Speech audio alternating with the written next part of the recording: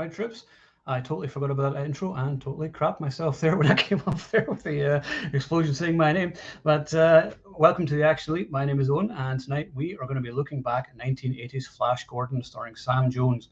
So without any further ado, I'm going to bring back the crew. First off, welcome back to John Jerva, who has been battling the vid recently, but you're all good now. I am. Thank God. So looking forward to this chat tonight. Yep. And next up, of course, is J-Man. All right. Hello. How you doing? Good. How are you? I'm good, thank you. Next up is Charlie.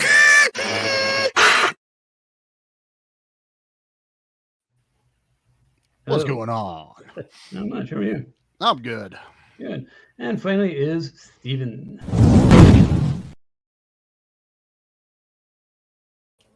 Hello there. Hey. So we're going to look back at Flash Gordon tonight, but before we continue in that, just shoot the shit about a couple of things. So first of all, who here has seen The Grey Man? Who here leaves abusive messages on people's Facebook pages for not liking when someone doesn't like it? Oh, Depends on how many drinks I've had. Hold on. It's so funny. It's like I never understand that kind of mentality on people. I'm like, I don't read other people's reviews, but if I did, if I saw a review and I didn't like it, I'd be like, okay, I'm going to move on with my life and not give a shit about it because I don't care. Yeah. Some people are like, how can you give this as me? What's wrong with you? And I'm like, yeah. That's literally verbatim what they say. Pretty much. Yeah. Yeah. How many A's are in that? I don't know. Yeah. This was you're not a real action fan. No, of course not. I've only been running this website for 11 years. I've been watching action movies for 44 years. For like 45 years. Yeah. So yeah, I don't know what I'm talking about. Fuck me, right? So I will give it another watch, but to me, I thought it was too long. Yes. There's crap CGI. I nearly turned it off the airplane scene because I was like, that's pathetic. But I like Ryan Gosling. He was cool. He's from Burlington, so he's all right. I like Chris Evans. I thought he was cool. He got annoying though. I just found the script generally got annoying after a while, and then it didn't know when to end. Yeah. And then it didn't even give us a satisfying ending. So guess what? There's going to be a sequel, and like the main guy, the CIA guy, didn't even get his comeuppance. And I was like, great. The main guy I wanted to see die doesn't die. And I hated that guy. No offense to the actor, but his character, I was just like, get the frick off my screen. I'm like, why are you here? I just want to see Chris Evans. I guess. Yeah. It just wasted time. I was like, Chris Evans should be the main villain here. And I mentioned this on J-Man show the other night. Why did like most of the action sequences, except for the Prague one, look like it was shot on the set of The Fog? It's like it was shot during an earthquake. Yeah. It's like smoke everywhere. I'm like, what? Yeah. Going on? Like, oh, you don't know what's going on. Oh, you don't know what you're seeing on. And I was like, yeah, because I love my action scenes to be incoherent messes. Of course. Yeah. Who doesn't? Was the plane sequence worse or better than Air Force One's end sequence, though? That's the question. It was better. It was better. Okay. I hope so. I mean, but you don't know. Everybody knows me and CG by now. You never hear me to say anything about I fucking hate the thing. I wish it had never been invented, but it is, and there we are. And it helps for movies like superhero movies and fantasy movies and whatever. It's good that way. It has its place, but it shouldn't be a crutch. Yeah, exactly. It shouldn't be relied upon that much. Like what I meant to say last week, actually, in the Air Force One thing is, like, if you can't physically do it without using CGI, then don't. If it's supposed to be a film set in the real world, then okay, we can't do this physically with stuntmen, then you can't do it. So that's just going to take everybody out of it. So do something else. Yeah, do something that humans can do. So pretty basic. And everyone except Stephen has seen the Samaritan trailer, right? Yes. Yeah, I saw a Samaritan trailer. That looks awesome. I'm disappointed it's gone straight to streaming. I really wanted to see that in the big screen. Is it a movie or a show? It's a movie. It's a movie. Okay. Yeah. I don't know. I'm okay with streaming because now I'm like, I don't have to try and find time to go to the theater. Now it's and I don't have to pay $50 to see it, which is good. That too, because it's only PG-13, which means I can take the kids to it. So that's even more expensive to go watch. So yeah. I don't have to wear pants either, so that's good. Always a plus. Anytime we don't have to wear pants is a great time. Exactly. Hopefully, I don't stand up today. You don't get the jackass on his phone next year and think that he has the freaking talk on his phone when you're watching a movie. Yeah, Oh, I my still God, get the yeah. cell phone. Oh, But yeah.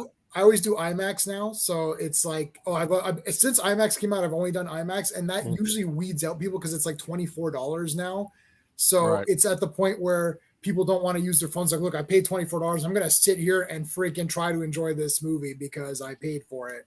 So that's one good thing. Or VIP as well. And Canada VIP is like, there's liquor there. So what's the drinking age in Canada? 19. So it's like 19 and over. So right there, you've weeded out a lot of like people that are going to be on on the phone or whatever. Yeah, hookers are only an extra $20 as well in VIP stuff. Yeah, which is great. Because I can drink at home, guys. So it's a hell of a lot cheaper.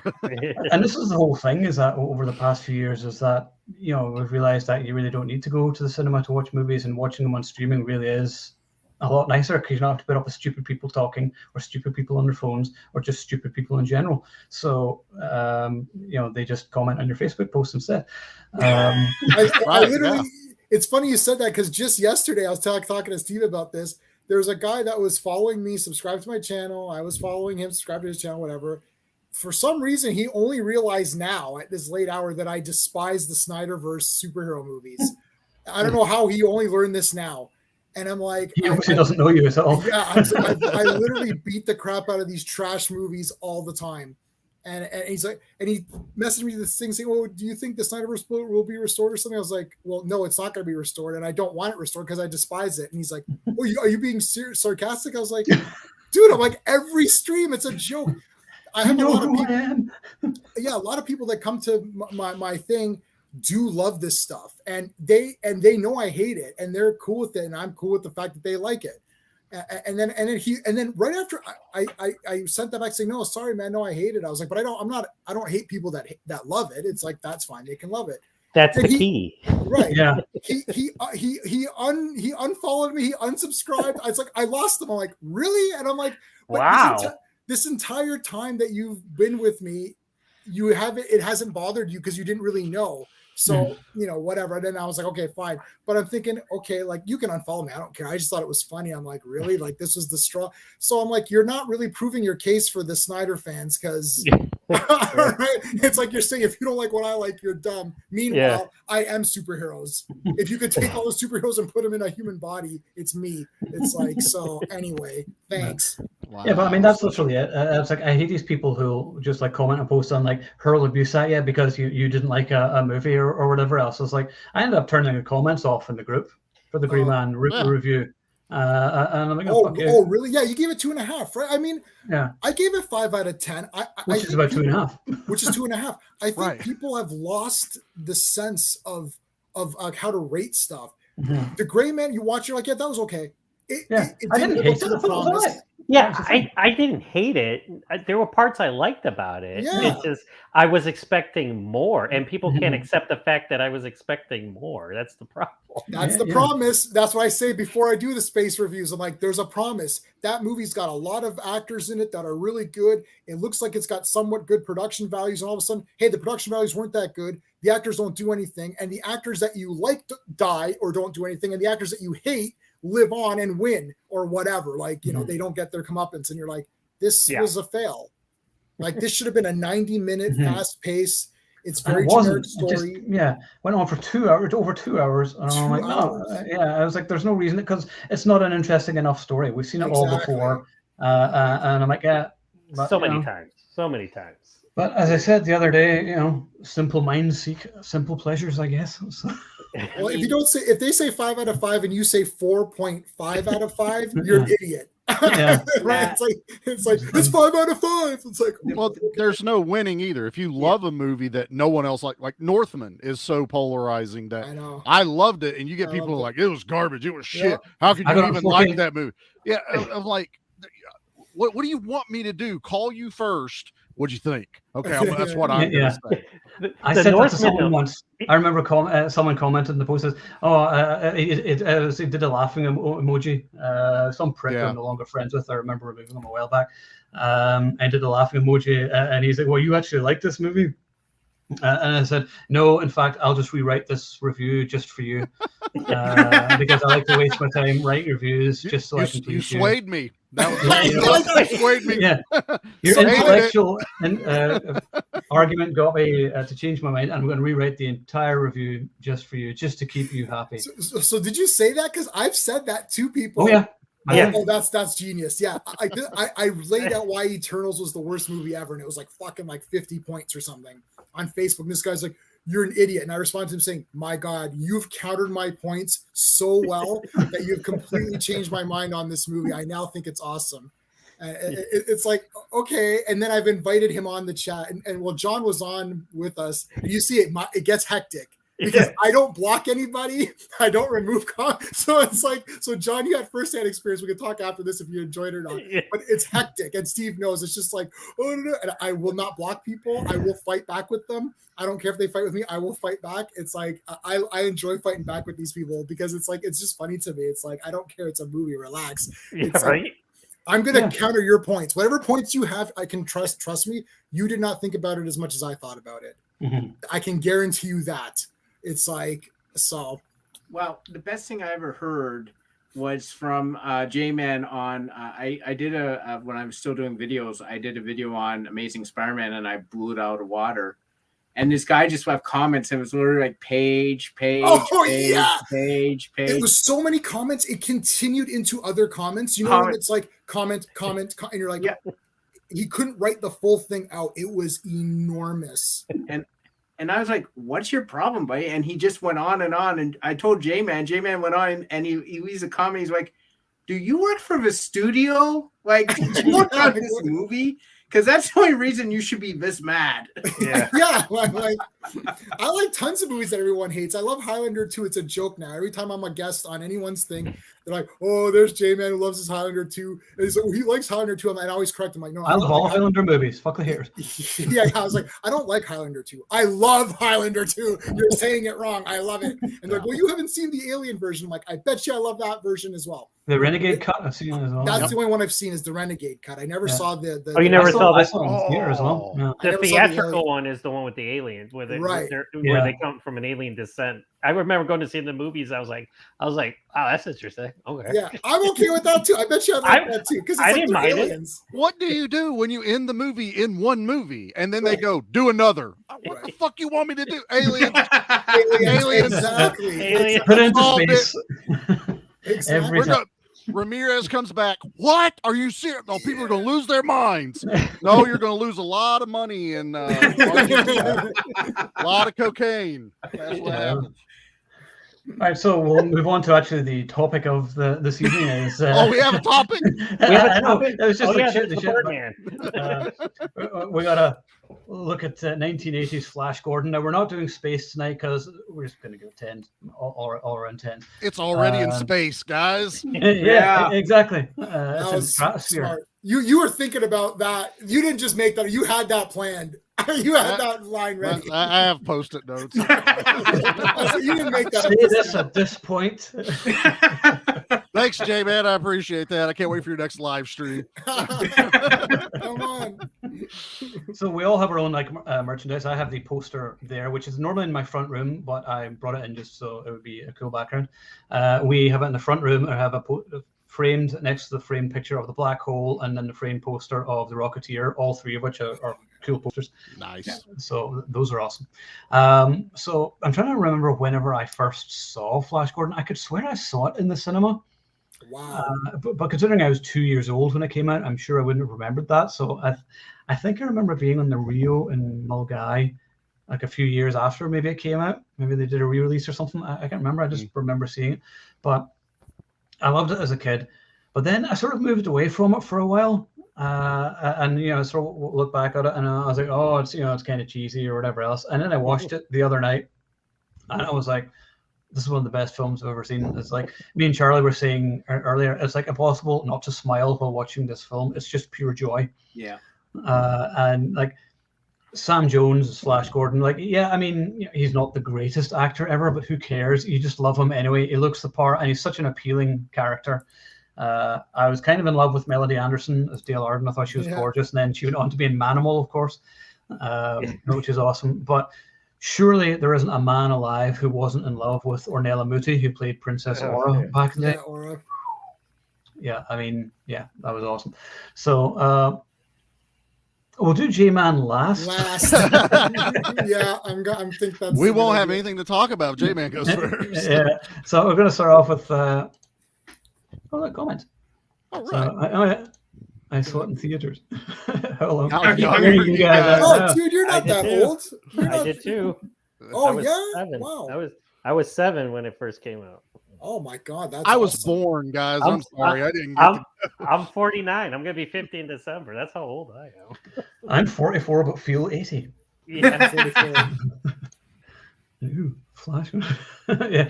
That's for your after midnight chat. I have that one. I have that movie as well, but not part 2. Yeah, Flash Gordon. Yeah, I have Flash Gordon part 1, but not part 2. And I bought 2 copies of Flash Gordon on DVD just in case it got hard to find later. Yeah.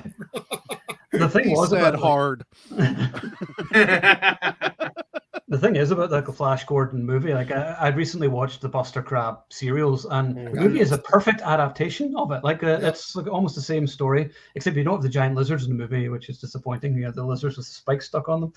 Yeah, they're in the beginning, the Lizardmen, and Thun isn't. Unfortunately, he's just like an African guy with gold shingles. I don't know. He's not a lion. He's not like a lion hairy. He's not like a hairy lion man. But I mean, I love the sets and the costumes. It's just so bright and colorful. The movie. It's Queen soundtrack, which is phenomenal. But anyway, I'm going to shut up. So Stephen, how do you feel about Flash Gordon looking back at it? Oh, it's an awesome movie. I found out about Flash Gordon not from my parents. That's how I found out about most movies. It was from J-Man. I heard of Flash Gordon, obviously, but my dad never really, who had all the movies. He's like, oh, it's cheesy. I knew more about Flash Gordon than Flash Gordon. Let's put it to you that way. So J-Man watched it and he's like, you gotta watch it. And I'm like, okay. And he literally I don't know if it was at my place or his place, but he showed me Flash Gordon and I sat down and I'm watching. I'm like, yeah, this is pretty fun. And then I remember I'm like, are those Hawkmen? Are those actual Hawkmen? And and he's like, yeah. Where do you think they got that from? I'm like, holy crap, this is crazy. I didn't know it was that influential. And the whole thing with the moon and coming close to the Earth. I mean, how many times has that been ripped off? Moonfall this year. yeah. It's so.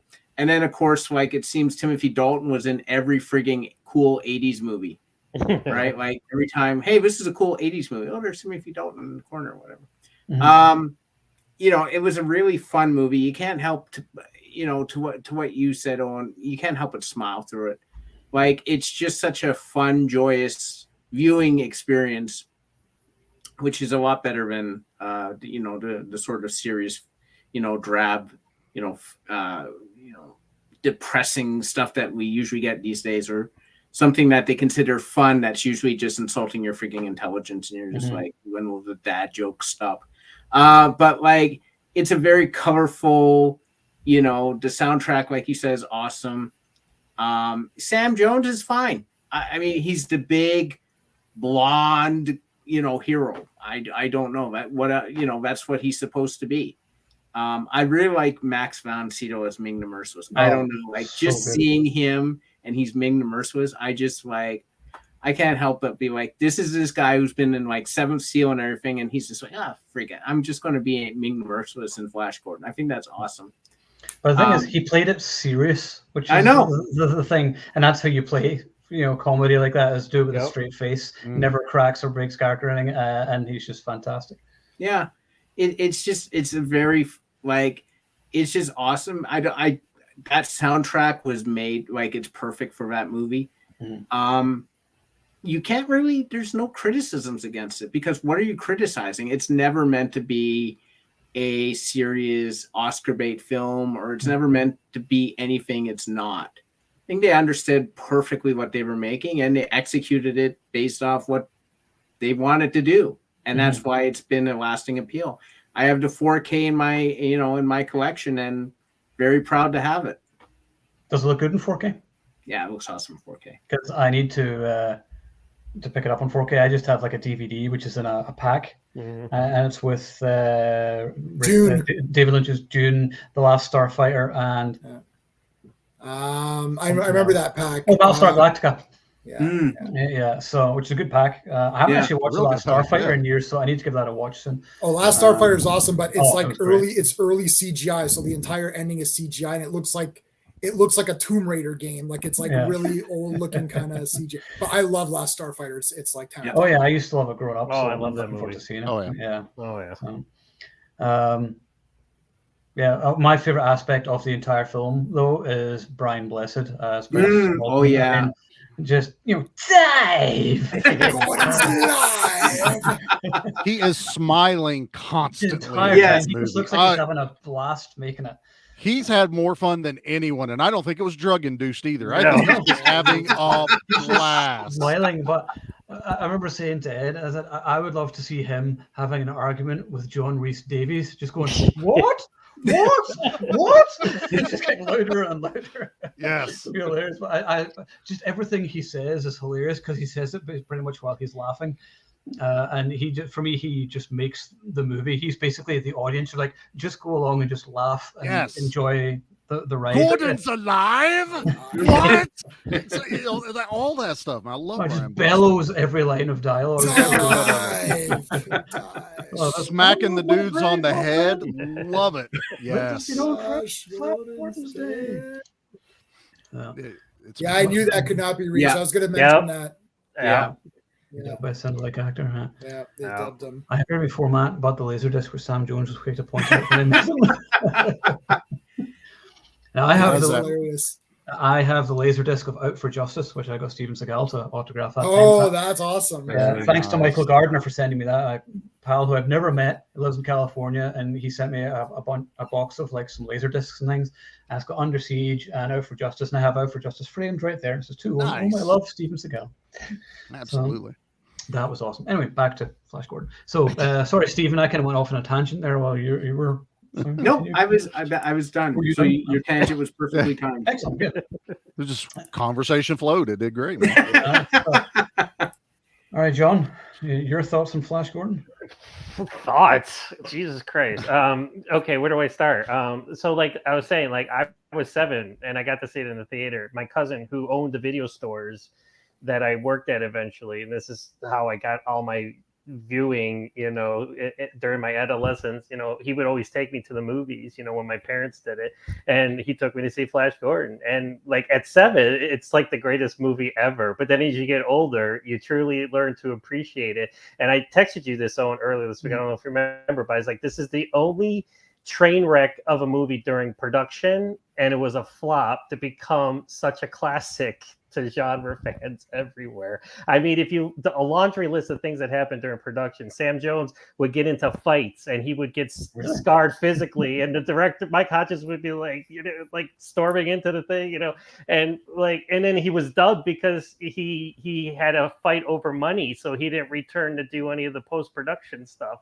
I mean, and everybody was making stuff up. You had Melody Anderson making up the cheerleading sequence. She just made it up. They're like, hey, let's just put it in the movie. Go Flash, go. Go Flash, go. They're playing football. What do? Yeah, right.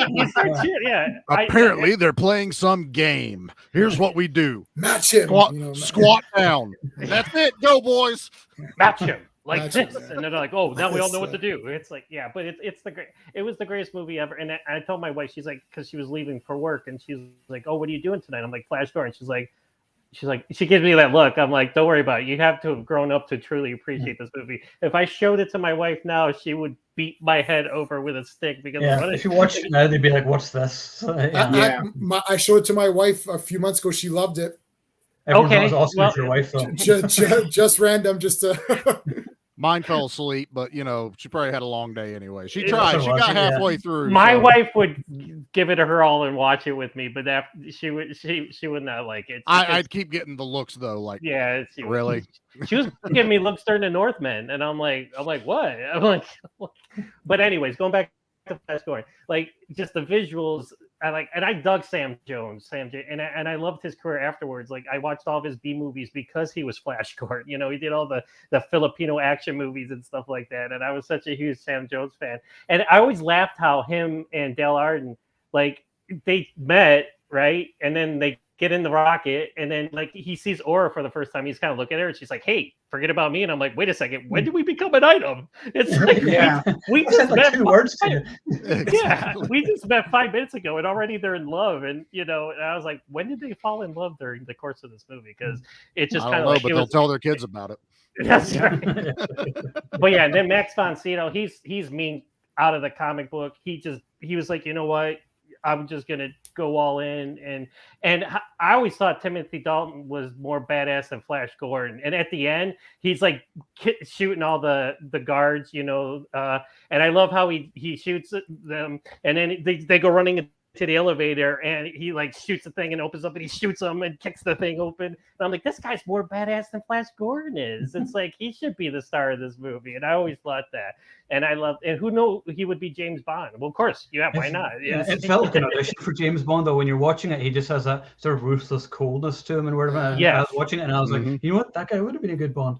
Yeah, and like I said, and it's just the lines, the lines, the cheesiness. It's like you just recite them. I've been doing it all week to you, and I'm bored. It's like, I just love how that opens up, and I love how at the beginning too, how like they have buttons for tornadoes and volcano eruptions, and it's like, let's push this button. Let's push this button. It's like and it's the cheese. Earthquakes, even though they just found out it was called Earth. Yes. Or as Clytus calls it, Earth. I love the way he says it. Clytus is another one of my favorite characters. Peter Wingard was so dry and sardonic with everything. Will you manage without me? I'll try. I'll try. I think he's original. I don't think he's from the Alex he's not. Strips. He's an original character. They made him up for the movie. Yep. And he had the best death scene ever. It's such a violent movie considering it's like a PG. It is. Yeah, eyes popping out. You get some. This would have been PG-13 if they had had this movie. Absolutely. But yeah, like I was 7 years old and I became a Queen fan because dun dun dun dun dun. And I'm like, that's just, I have that on my app on my phone, man. It's like I listen to it all the time. It's the best score ever. It's like Queen did Highlander and Flash Gordon. Why the hell did they not get asked to do more movies? It's like, I know. It's fantastic.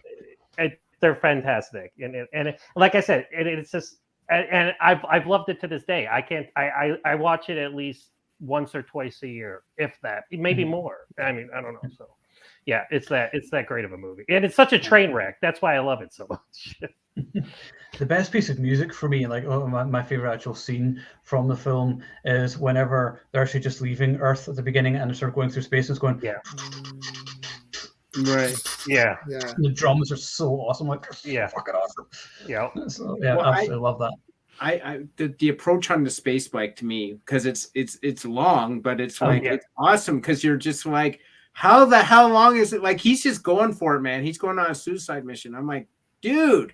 He's just like, and it's just going and going and going. And but it's screaming guitar and everything though. Yeah. Goosebumps now, just thinking about the freaking movie, guys. God. Well, I got a question though. What did Hawkman need with a skyrocket though, or a sky cycle, or whatever they call it? Like here's in case they broke a wing. Oh, it's faster. But also in case they have guests who aren't Hawkmen. There you go. Or if there were women there who weren't Hawk women, so that's how they probably get there. Or the escape path to the bike is through the death pit down the angle.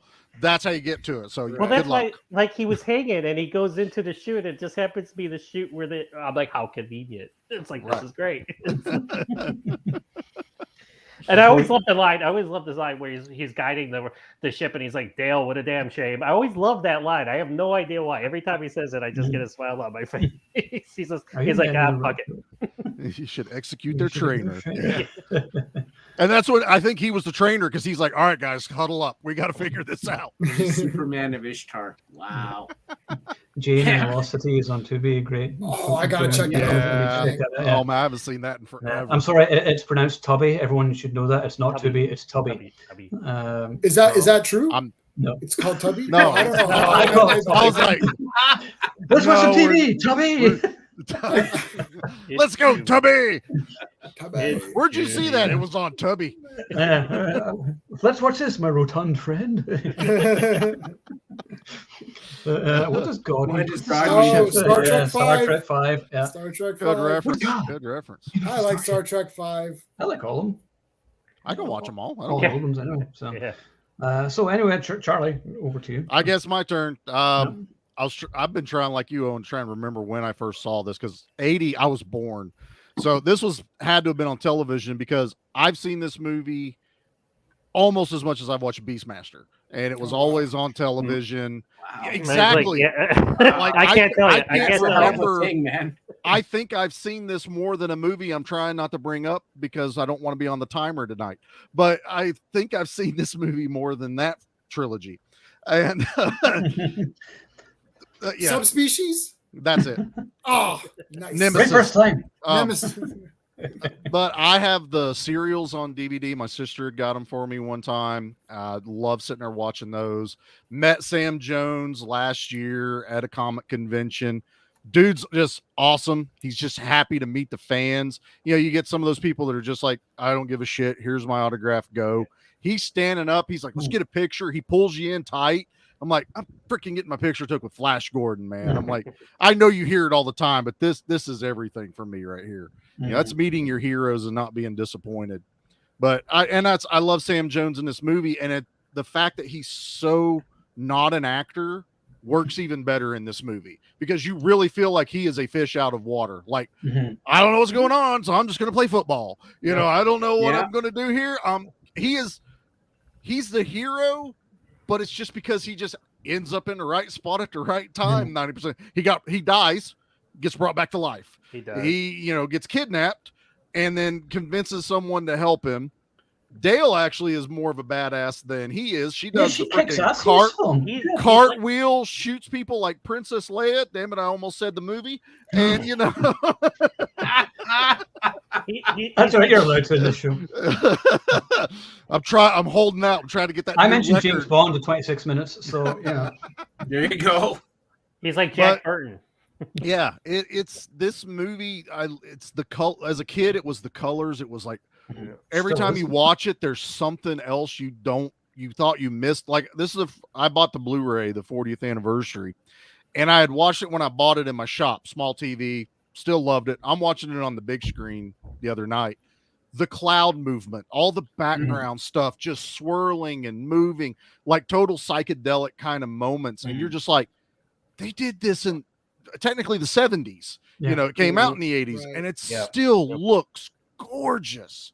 I mean, it's mind melting. Of just forget the movie, watch everything in the background, how well they did it. And Max von Sydow as Ming, I think that Frank Langella had watched this before he did Skeletor in Masters of the Universe. No doubt. He's like, I'm just going to play it serious and be a badass in a movie that's pretty silly. Is that okay? Go, do it. You got it. But they play it perfectly. There's no one that I could ever complain about in this movie except one particular race that I either pity them or I don't know what there had to be behind the scenes joke of the Lizardmen. They're always in jail. One dies. They're in the worst outfits in the movie for the fantastic costuming. Let's just put your face in the red part of the giant mouth of the lizard. It works. I'm talking about even the Queen of Hearts little deck of cards fighters that are running around there looked awesome. But the lizard dudes, I was like, I don't know if I should pity you. Are you guys like badasses? Are you the worst of the worst? I don't know. But it doesn't tank this movie at all. I mean, I would be with J-Man if we were rating this as a 10. It's the straight nostalgia, it's a 10. Yeah. But yeah, I love Flash Gordon, man. And like I said, still watching it. I could watch it right this second, and I would still be like, yes, Queen music starting. Screw you, YouTube, because I can't play a song that we should be able to. They're doing Flash Gordon. Let them play it. It'll be fine. We're not going to demonetize them or anything. Play Flash Gordon. You're doing that. That whole. I'm like John. Queen. I was known about Queen around Highlander and Flash Gordon, and also they did the main song, one of the main songs for Iron Eagle too. It's a kind of Iron Eagle. Yeah. But yeah, I've been a fan of Queen because of these movies, not the other way around. So that's me. I'll shut up. I love how during the wedding at the end you have the ship going past the because it says all creatures will make merry, and the next one under pain of death. Under pain of death. I mean, the thing is, this movie just doesn't take itself seriously. Like, yeah, like here, it's a living comic strip. That's a perfect description of it. It's a pure comic strip brought to beautiful, colorful life. And I just absolutely love the film. And written well, like even some lines that you don't pay attention to till we're older, like the lady that's under name lost me, the Klaus guy, where they're setting off the laser grid, the lightning grid, and she's like, "This is in celebration of the wedding." Like, I'm like, that's pretty damn smart. You know, we're actually fighting Flash Gordon, but let's not panic everyone at the wedding. I love that. That made me think of like when he's like Flash Gordon's approaching. She's like, "What do you mean Flash Gordon's approaching?" I want to be like, Flash Gordon's approaching. Yeah. I don't know how else to say it. There he is. How many Flash Gordons do we know? There's only one so far. And they show Hitler in that brain part, and they're like, "He had potential." Like this is all the best lines. He just sort of it's just the quiet delivery. I just love it. He creeped Wake me when we get there. Yeah, I remember when I was a kid, I found it kind of creepy. Yeah, that's right. Well, I like how he holds the guy. He's like, "Woodson, where are you going?" It's like, you're trying to shoot me? I don't know. I always thought General Kala, but it was kind of like what Evil Lynn should have looked like. Done live action, she's kind of right. Evil Lynn. That she definitely has some evil Lynn kind of feeling right there. I mean, but she there's no character wasted in this movie either. I mean, even what could all be faceless Hawkman, there, you know, his he cared about all of them. He cared about all of them. I mean, Flash goes to save one of them, not the 20 that got shot out of the sky, but the one that got wounded on the ship. He's got to go save him because he can. That was Barrow, man. That's But I think Charlie too, like, you know, Wade was saying, it's such a colorful movie, but that's what you expect from Dino De Laurentiis. Like, he made Danger Diabolique, which is a very stylish, colorful movie. I think he made Barbarella.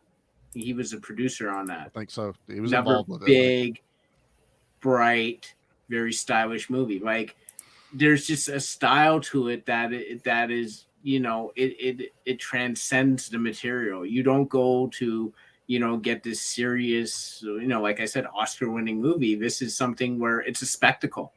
Yeah. You know, I'm thinking now of Nope that we just saw. It's a spectacle, right? It's literally like sitting down and seeing something, you know, bright and colorful that you don't normally watch or don't normally see.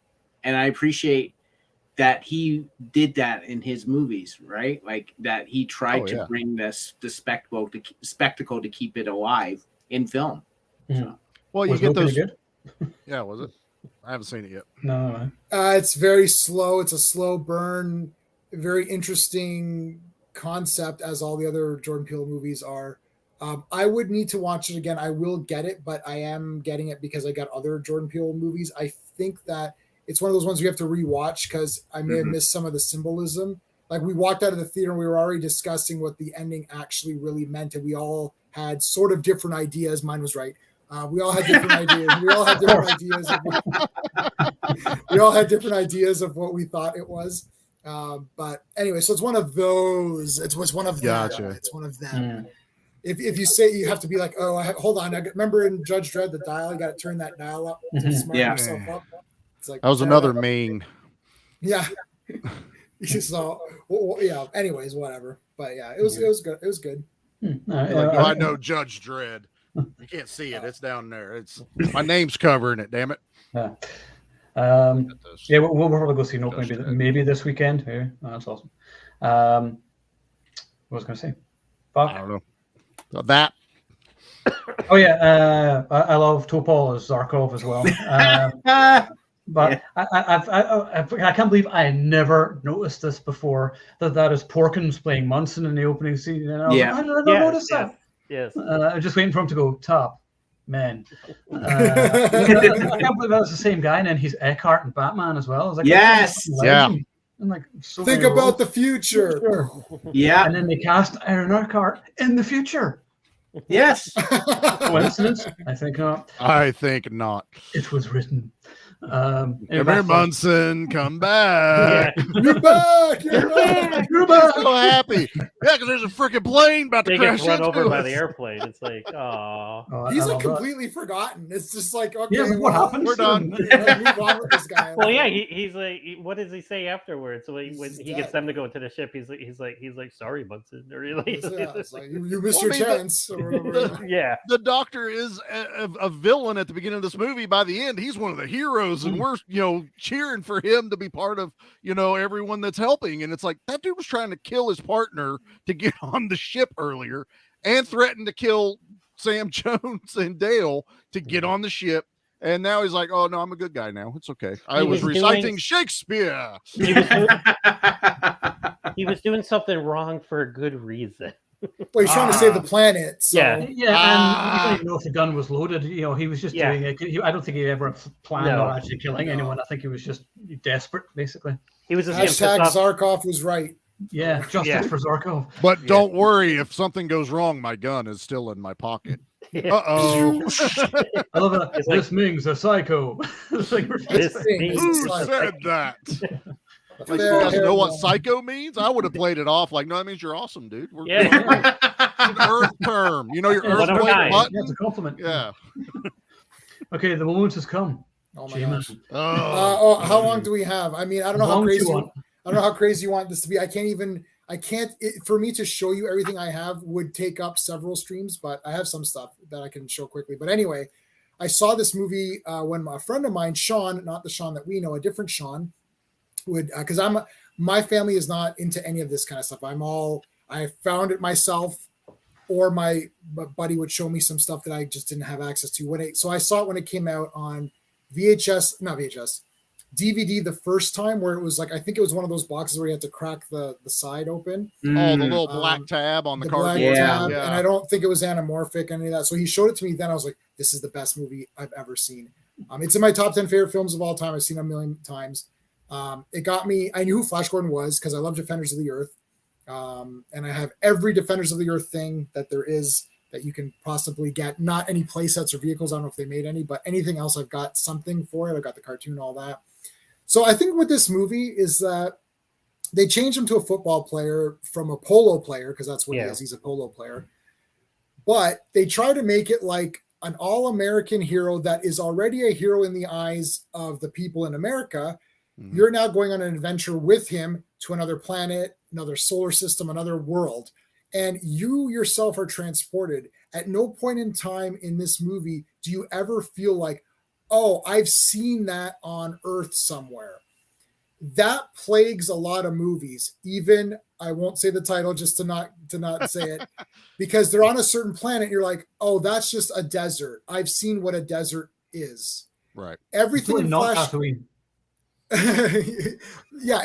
It's like you've never seen any location that's in this movie in any other real world place. Like, you look out a manga, you're like, I've never seen this before. Like, it's literally a new world.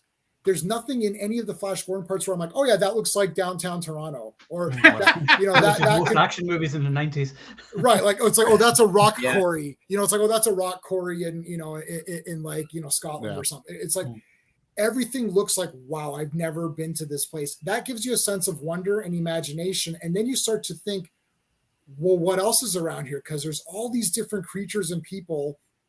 We don't know what they do, what they're like. And you feel as a kid and as an adult, I think, transported. Movies are magic.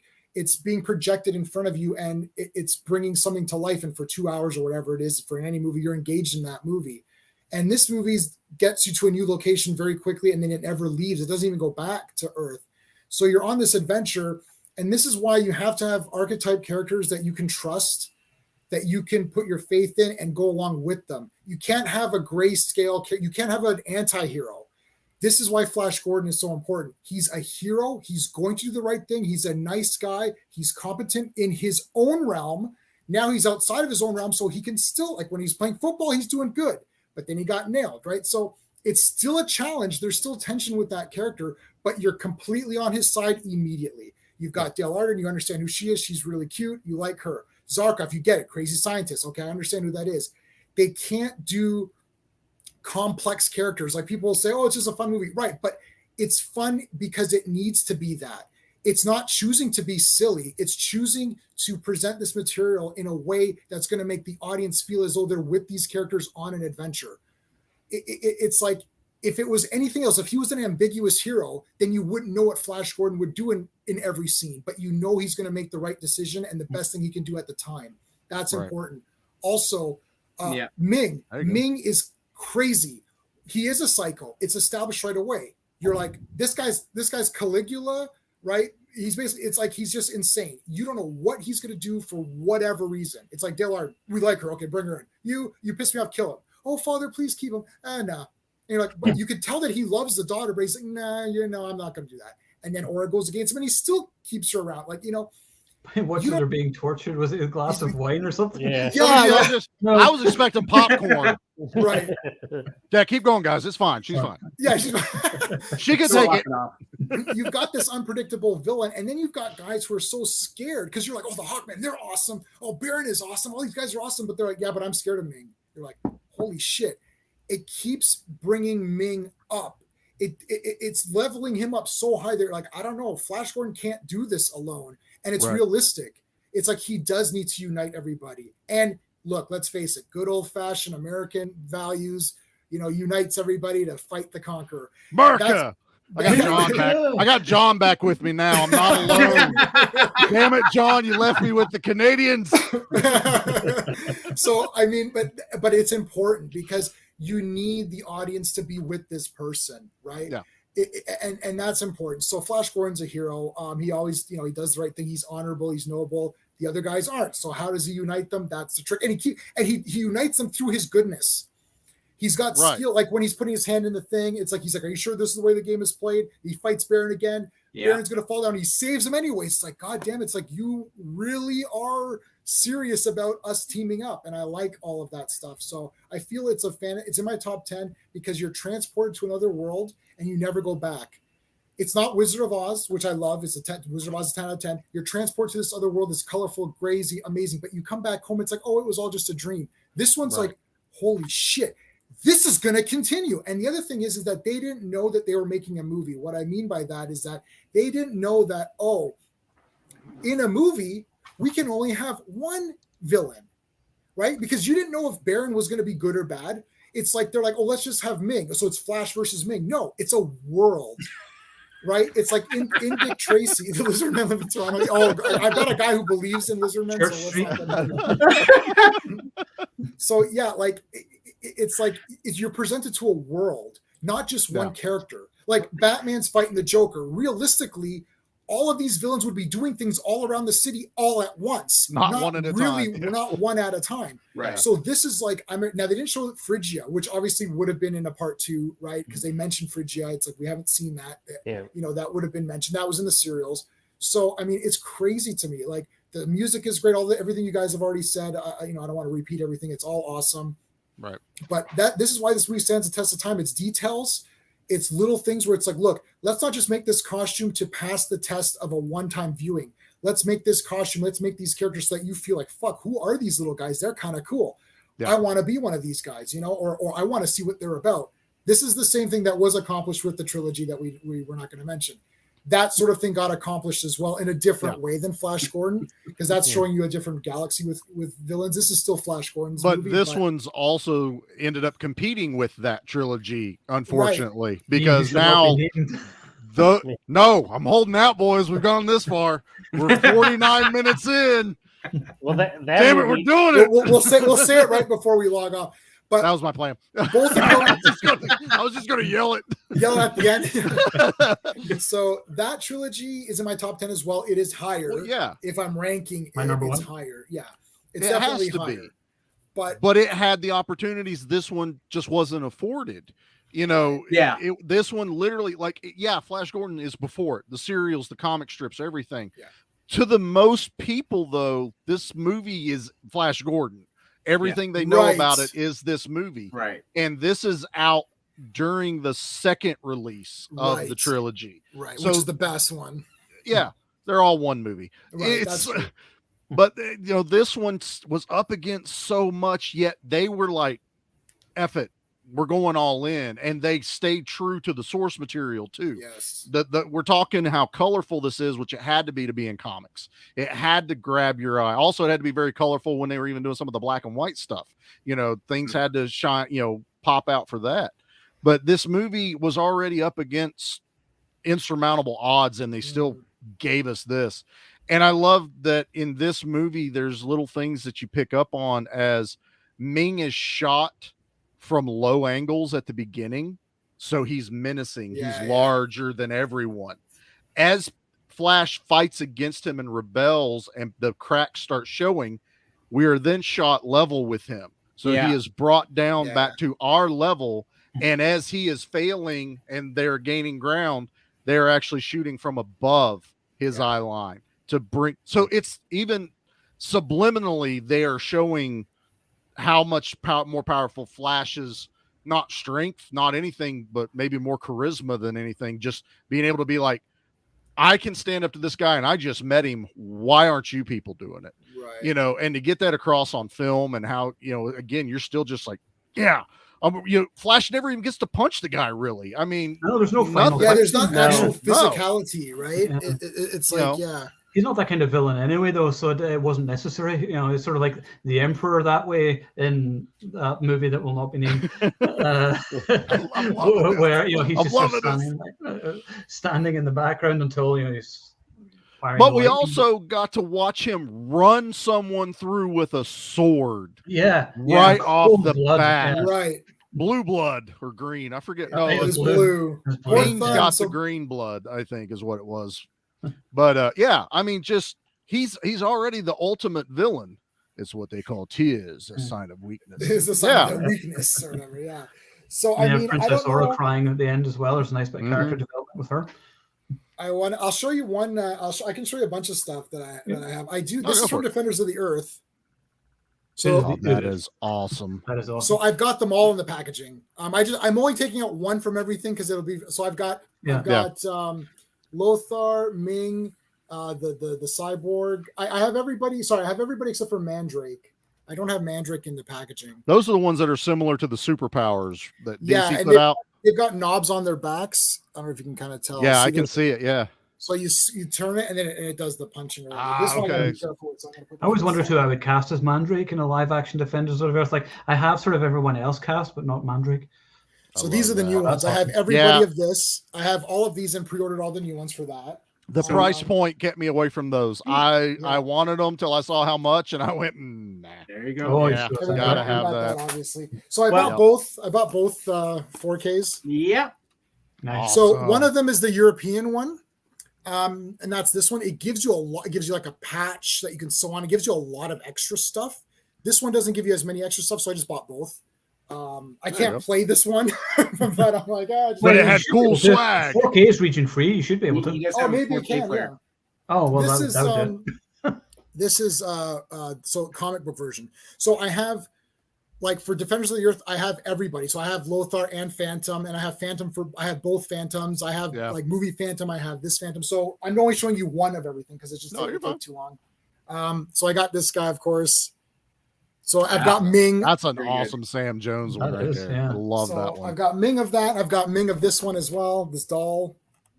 That's similar to the Migos, isn't it? Yes, it's Migos. Yeah, that's Migo. Yep. I got this one, of course. Come on. Now that okay, awesome. I need that one.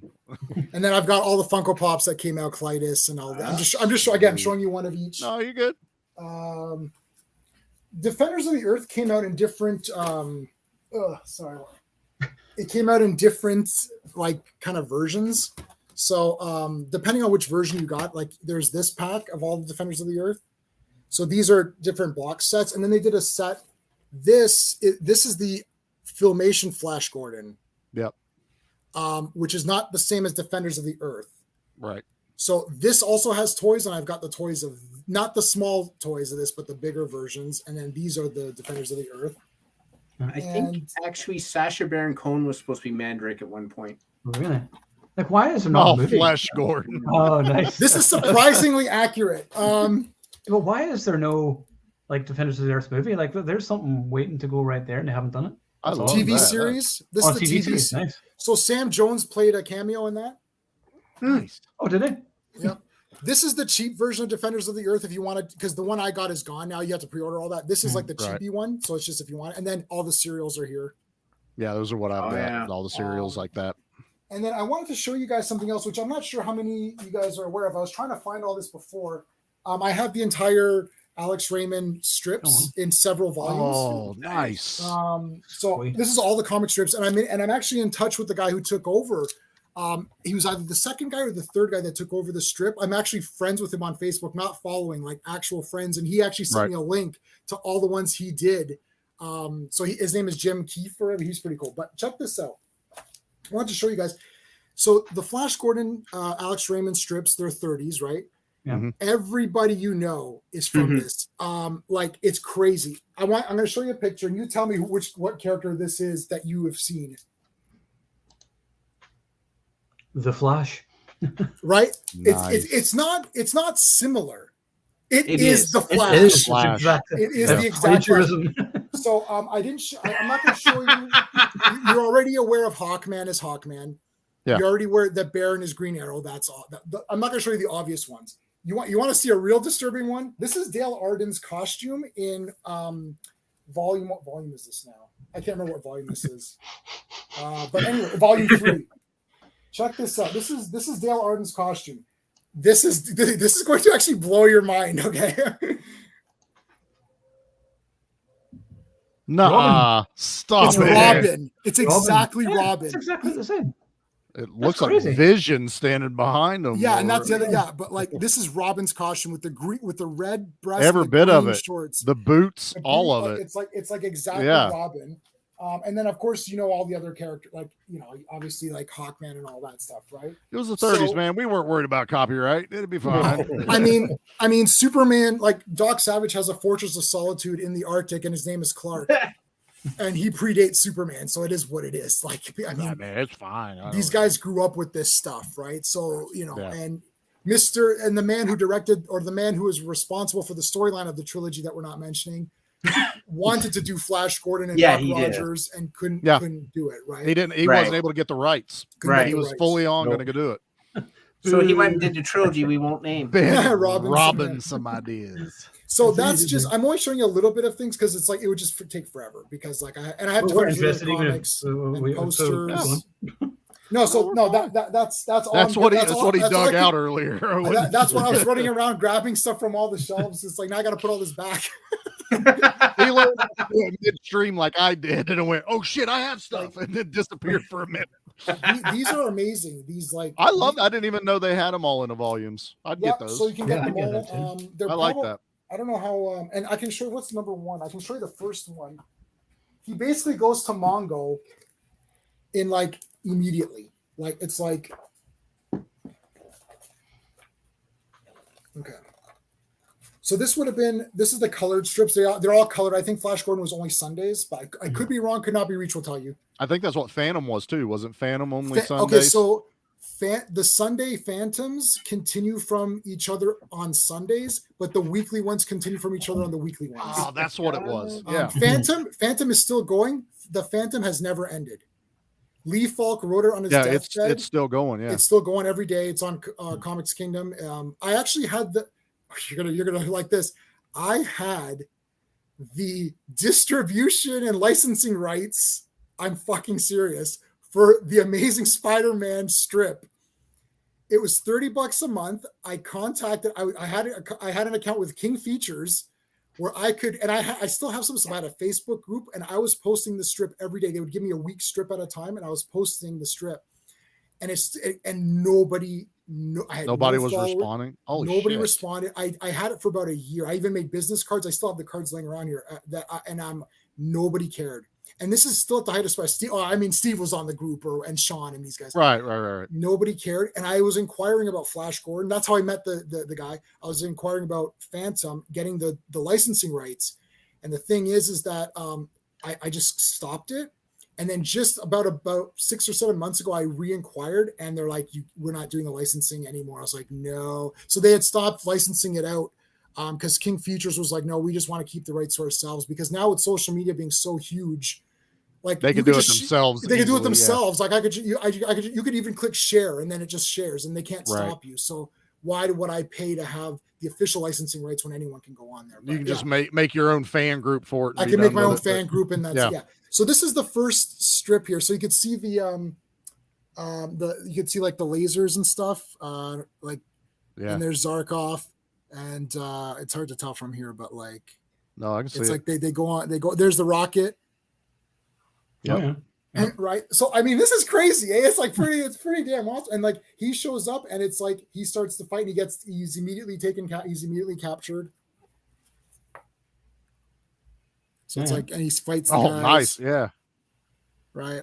So really the difference is he's a polo player, which I guess polo would have been the cool thing back in 1933 or whatever. They also knew he was going to have to sword fight.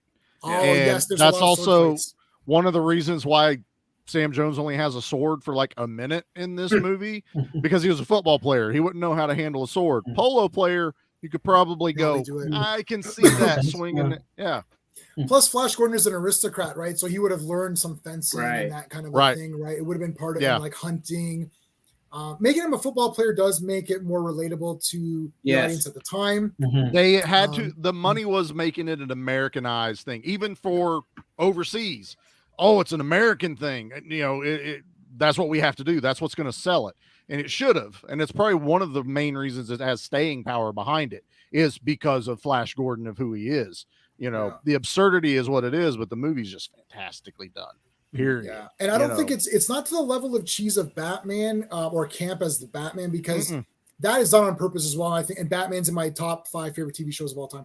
But this movie, it's enough so that it's kind of a little bit lighthearted. You can kind of wink at it. It's winking a bit. It's not so outrageous where they're like making up weird things all the time. So it's got little kids can still get the adventure out of it, and adults can kind of wink at it and be like, yeah, this is a lot of fun. You know what I mean? And I think if you're like into these kinds of movies, you're going to like this stuff. There's no point in like, biting your thumb at it or whatever. No. This is like, it adapted the material it had to adapt. So I never saw it till my buddy showed it to me on that thing. And the first copy I ever had was the DVD copy where Alex Ross did the cover. And it opened like this. It opened that way. I bought 2 of those, and then I bought the Blu-ray, and then I bought all the 4Ks and everything. So I'd say Flash Gordon's influenced a lot more than just those, but definitely Kroll and Buckaroo Banzai. Just the flashiness of no pun intended, of Buckaroo Banzai, just being able to be that ostentatious about things. Yeah. But then Kroll with having the team around him, everyone that's kind of coming together to go on this adventure. For sure, Kroll just has a cool glaive in it. That's what set Kroll apart. From Flash Gordon. We have to have something that we're just not a knockoff. Yeah. See, I want to talk about all these films in like future shows. We should Kroll one. I also would love to talk about the movie, which is a flop, but I always liked it. Was John Carter. I was just thinking about my first YouTube movie. video. All right, and I have the original Marvel Comics, the whole like hardback, and it was like $60 or $70 cost me. I got it all, and I would just love to talk about that. So I hate that the people shit on it, but like J-Man was talking about, where Flash wouldn't have worked if he was a gray character or anything. That's actually what I liked a lot about John Carter, and kind of the way they took it was he was a great character. He's like, I just want to go the fuck home. Yeah, I don't care about your problems. I want to get back. And now he's forced to be a hero, just basically to save his ass. And that works in that context. But man, I hate that Taylor Kitsch should be a bigger star than he is right now. Period. We got to meet him a couple of years ago at the TIFF festival downtown. I'd love to meet that guy. So nice. He was so cool. He got to be Gambit. He was in that. He's the best part as well. He's great in the I've got American Assassin. I haven't watched it yet, but I bought it because of him. I have Battleship. I don't care what anyone says. I like Battleship. There's some kick-ass stuff in Battleship. I don't Steven care. reviewed it recently. Yeah, and it's fine. I bought it on Blu-ray.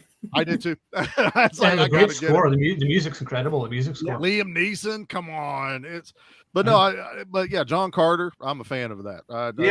Yeah, that was my first ever YouTube video that I ever posted a review for John Carter. And oddly enough, I wore my Buckaroo Banzai headband when I did that review. So wherever you go, there you are. There you are. I love Buckaroo Banzai. I got the comic of that too, and you know. I gotta give credit to Stephen there. I hadn't seen it until Stephen was like, "You got to watch this movie," and I was like, "I've never seen it." It was a couple of years ago. It was before COVID. It was like a few years ago now.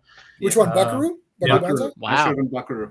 Oh, when I saw. Like I hadn't seen it, and Sean and a buddy of ours, Sheldon, had seen it, and they're like, tell us what you thought. And I watched the movie, and I watched the end credits like 5 times. I'm like, oh, I got to rewatch those credits, and I just kept rewatching the end credits. I'm like, best end credits, and then Life Aquatic stole that. Well, yeah, paid homage to that in their movie, which I do like Life Aquatic as well. But anyway.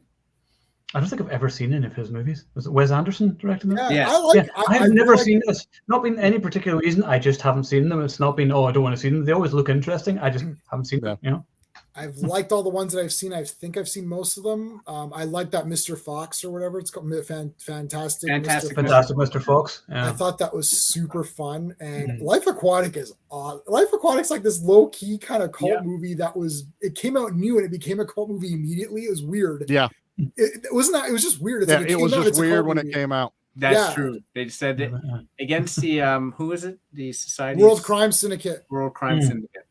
And that's a sequel I would like to see. Yeah, so you know what? Just as a super fast tangent, restore the Snyder crap. Okay, you know what? How about restore the friggin' G.I. Joe-verse, Transformer-verse? How about Buckaroo Banzai? How about the Phantom? How about the Shadow? How about Last Starfighter? Defenders of the Earth. How about Krull? How about it's like all of these things that we got that we wanted more of. Buckaroo Banzai. Yeah. It's like we didn't get more. You know what? We didn't cry about it 10 years after the first. It's been 9 years since Man of Steel. Release the John Woo cut of Hard Target.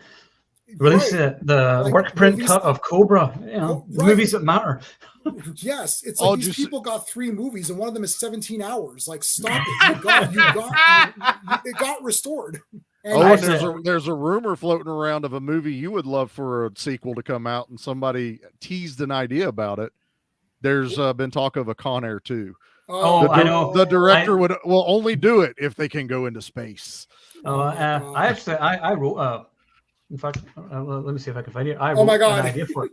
I just saw it today going, hell yeah, let's go. I used to do things, and it was like my stupid idea for like a Con Air sequel, or I did like Commando or something like that. Where was it?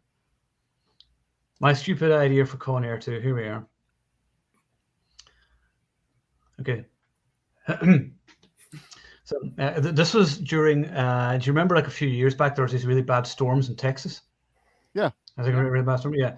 So I said, before the storms hit Texas a few weeks back, I was reading how apparently Texas officials say they were evacuating about 4,500 inmates from the 3 state prisons in Brazoria County, south of Houston, because the nearby Brazos River was rising from Hurricane Harvey's heavy rain. Inmates from the Ramsey, Terrell, and Stringfield units in Rose Sharon were being taken by bus to other prisons in East Texas. This gave me some inspiration for a potential sequel to Con Air. So my idea for Con Air 2, Flight Risk, would be as follows. When 4,500 prison inmates are being evacuated due to an impending hurricane, a vicious drug lord and human trafficker known as Carlos the Coyote Lopez has already planned his escape with his people disguised as officials delivering food and water to the displaced inmates. They attack the buses and kill many of the guards, but keeping a few as leverage, releasing thousands of prisoners upon an unsuspecting state. Lopez has a plane waiting for him in the abandoned local airport, and what authorities don't know is that this time it isn't just one plane, it's all of them. He has hired several pilots to fly the convicts to freedom before the storm hits. Casey Poe, Cameron's daughter, has grown up to become a prison warden who believes that anyone can be rehabilitated. She plans everything down to minute detail, but when the storm of the century threatens to destroy everything she has built, she'll have to use the training her father Cameron gave her in order to survive. She is taken prisoner by Lopez and used as leverage, but Casey is nobody's victim. She manages to radio her father Cameron Poe, who never gave up getting home to his wife and daughter in 1997, and he's not about to start now. Teaming up with Agent Vince Larkin, they race against time to stop the convicts from escaping and unleashing a reign of terror, the likes of which we have never seen. Boom. Nice. That's fucking Con Air 2. Yeah. I like Flight Risk. The Coyote. Flight Risk. I mean, come on. Carlos Coyote Lopez. That's right. Yeah. This is on the Action League. Like I wrote this. Oh, so just cut and paste. Gotcha. So you don't need to write it all down. Just cut it. That's the thing. Yeah. So I was just taking notes. That's all. That's how hard it is to come up with a movie idea. Like that's what whenever I used to write scripts, I used to come up with stuff that was based on real life stories. You know, like whenever I wrote the script to Sicario, and then a few months later they released a film called Sicario, I was like, "Are you taking the piss?" I was like, "I wrote that," but my story was based on the real story where busloads of tourists were being kidnapped by cartels and forced to fight each other to the death, and the one person who survives becomes a hitman for the cartel. And I was like, "Why is that not a movie?" Right? That's an amazing opening monologue thing. Yeah. So I think they're putting a lot of effort. I think this is why Flash Gordon stands out, just to put it back to Flash Gordon, because they put a lot of effort into making things authentic and cool. They aimed higher, and in some cases maybe they aimed so high that they couldn't do it effectively, but I think they did everything effectively. But now movies aren't even aiming high anymore. No. That's the gray man problem that we were just talking about. It's like you're not aiming high enough. It's like, oh yeah, he's an agent, now they want to kill him. Like, oh, I haven't seen that 4,000 times. Yeah, like, since about 2 months ago. You know, and it's like as soon as I knew there was a girl in, I'm like, really? They're doing that? He's got a heart of gold. He's got to protect a girl. Yeah, I was like, how many freaking times can we see this in 1 year in an action movie? It's like, no. Well, it's also, we're a product of movies no longer take 3 to 4 years to develop. Right. Now it's oh fuck, we got to get a movie out now. That one just came out Friday. What comes out next Thursday? We got to have something now, and that's the mentality, because that's where people are at now. They've talked about the sequel already to Gray Man, and it's like people are like, no, not just a sequel, or a prequel, like a trilogy. Too. Yeah, all kinds of stuff going on. God, and I literally said at the end of the review, and I was like, yeah, I've watched that movie, and that was too long. I don't want a fucking sequel or a spin-off. So Jonathan or somebody else can review them. I'm not interested. But we don't know what we're talking about. So. No, of course not. No. I don't, and Steven doesn't either. We haven't watched it, so we'll give our review later. So don't waste what's gonna happen. 5 minutes of your life. Part 3 of Gray Man.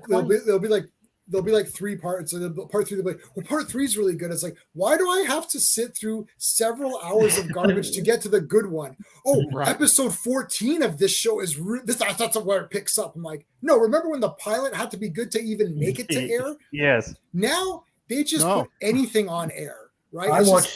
We filmed it, put it on. Yeah, I watched the first 8 minutes of that new Resident Evil series on Netflix, and yeah. So did everyone else, apparently, too. Yeah, and I was like, this blows dead bears. I'm not watching any more of this. So I was like, off.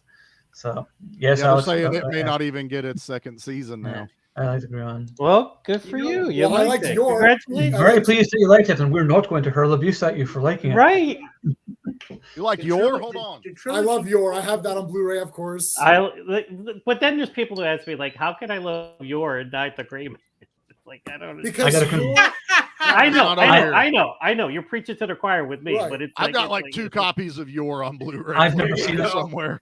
Oh, you've never seen Yor, the 100 from the Future? I've never seen it. I've heard of it, but never seen it. Second greatest song compared to Flash Gordon. That's all there is. Yes. Oh my God. Red Brown, man. Red Brown's in it. Oh, well, the original Captain America, baby. The real Captain. He's in a loincloth and then it turns into a science fiction movie. You're just like, what the fuck's going on? Robot Dogs did get a sequel. I got Crash and Burn.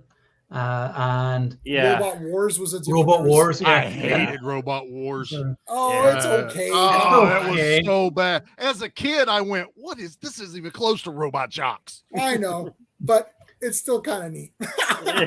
See, Crash and Burn wasn't anything to do with it either, because like the robot, there's only like one robot, and it was like towards the end or something. But the rest and they had to like kind of thing. But I have all those movies. Just think, I have anything that you might think I might have. It's like Arena. Yeah, I got it. It's like, well, that's those are the great Charles Band movies, man. Charles Band movies are the best. Precursor to Full Moon. I love those movies. I really do. Full Moon's great though, because they did all the Trancers movies, and Trancers movies are great. I have all the Trancers. I just got the Subspecies on Blu-ray. I had to go for that. I had to buy that Italian version. Sean told me, he's like, just buy the Italian version because they're never doing those on Blu-ray. But it's all region, and the menus are like Italian or whatever they are, Spanish or something. But like the audio is English, and you just turn off subtitles and it's English. Right. So it's like it was already dubbed, wasn't it, or partially dubbed? It could be because Full Moon, whatever. But you get they dubbed everything. You get the 4 subspecies, and you get vampire journals. Oh, so it's super worth it. Yeah. Why do overseas get better freaking versions of movies? I don't know. What the frick? Every time I see it, and it's like region B, I'm like, what the? Why is this not in America? We want to see this shit too, but yet nobody. And they're American movies, some of them. Yeah. Like Billy Blank's movies are like on DVD, like Back in Action and Tough and Deadly. And I'm like, I wonder if it's a distribution type thing. Maybe there's some reason they can't bring it over here, and they can do it over there without like like the whole thing with music that are in some movies where they're like, yeah, we can't release it because I'm not paying for that song again. But I'm sure there's some kind of red tape crap. Look how long it took us to get like I Come in Peace on DVD. That one was tied up forever. Even Batman 66, it was the music rights. They didn't know who owned them, and it was like they couldn't figure it out. And they're like, okay, it's fucking Batman. Like, this is Warner Brothers, DC at the time. Like, guys, like, figure your shit out. Good to see that Warner Brothers have always been idiots. Spend some money. Yeah, really. Yeah. Well, it's like, put it out. Whoever complains, that's who you need to contact, Right. FYI, J-Man Zack Snyder's Justice League is better than Conan the Barbarian. Don't you think so, John? Oh, God, stop it. I will lose my mind. It's like I'm already drinking from the skulls of my enemies, guys. You can throw shit at me, but Zack Snyder's Justice League is one of my top 3 favorite comic books. I've got them all. I have it on 4K. I'm sorry. I love them. I'll defend it on Blue in the Face just like you'll defend it to your Blue in the Face.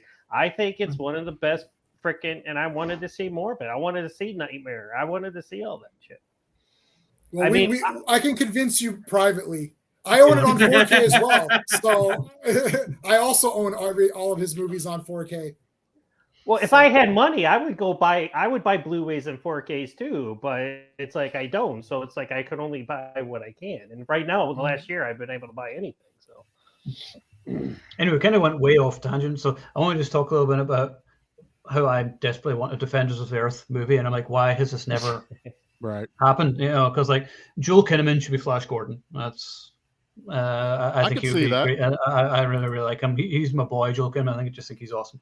I think he'd make a good Phantom too, though. I mean, if he bulked up just a bit more than I would have done Scott Adkins as the Phantom because he can do the martial arts and the moving and stuff. True. I can see that. Michael Jai White as Lothar. And where is it? Hold on, I've uploaded it. Ming. Okay. Yeah, I know. Yeah. Donnie Yen. So that'll be awesome because it's his birthday today. Yeah, Donnie Yen's birthday. They wouldn't do in Defenders of the Earth. Ming was green skinned. That's right. Yeah, I don't know if they would do that now because of the Yellow Peril stuff, Fu Manchu and all that. They wouldn't get away with that. Yeah, they don't want to do that. Well, they can make him green. Yeah, I'm okay with green. Just make him green. That's fine. There you go. Yeah. But Dale, the thing is, that cartoon is weird because it's got the kid sidekicks, and no one likes those characters. No, I just removed them. So just remove them. Yeah, all those old cartoons had the same character, and it was like Snarf, T-Bob, Uno. They're all the same character. They're all the annoying, squealy, cowardly character who's useless and annoying. It's like Bandit on Godzuki. Johnny. Fuck you, Godzuki. You suck. Yeah. Godzuki. And J-Man, are you a fan of Godzuki? I don't know what that. I don't even know who that is. What? You didn't see the Godzilla cartoon in the 80s? You never saw the Godzilla cartoon? No, from the depths in the middle of this. I have every Godzilla thing there is, but if that cartoon's not available, no. I don't like Godzilla animated. I only like the live action ones. The cartoon was awesome. To me, the young Godzilla is Minya. Manila. Yeah, Minya Manila. Minya Manila. Yeah, however they want to pronounce it. So I like him. He's fine. Like, I mean, in some Ruby Rose. Yeah, that's a little cast, probably. Yeah. Well, Dale Arden dies, and she's the computer in Defenders of the Earth. That's right. That's right. Yeah. She's dead. So Dale is the computer. I forgot about a bit that. of a downer. Jamie Lee Curtis, then let her be the voice of the computer. Oh, that'd be interesting. Like in Escape from New York, just let her just be the computer voice the whole time. That would be awesome. Considering that I thought this would be a shorter show because we weren't doing space. You keep saying that. It's never short when we're involved. We like our chat.